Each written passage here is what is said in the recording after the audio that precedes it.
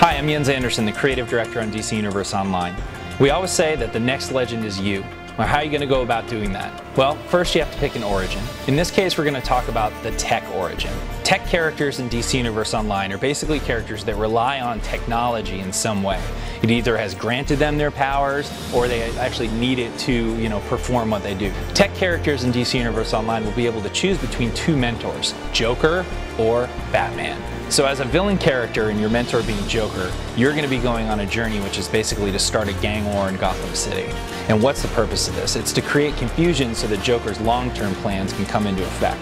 So the first episode starts out with Joker sending you after the Falcone's operation. He's actually trying to sow some chaos, right, between the police department, destabilize everything in the city. So what happens here? Well, you go through the city, terrorizing the cops, you pop into this warehouse and Huntress has actually shown up on the scene already and she's trying to lock down the weapon shipments for the police.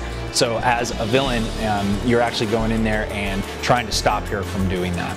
On the hero side, with your mentor being Batman, you're trying to create order in the city and stamp out all of the bad things that are going on as a result of the exobyte mania that's happened since Brainiac showed up. In episode 1, you're going up against one of the coolest villains of all time, the Scarecrow, trying to get him back in his cell.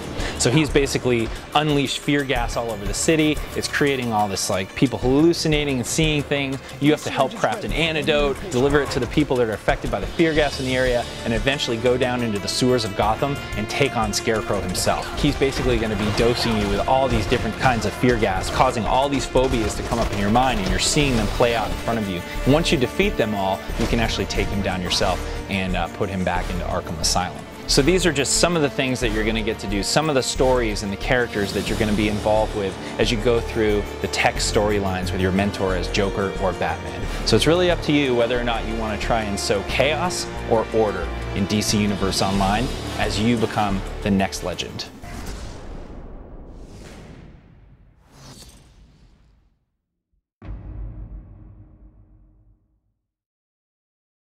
Sony.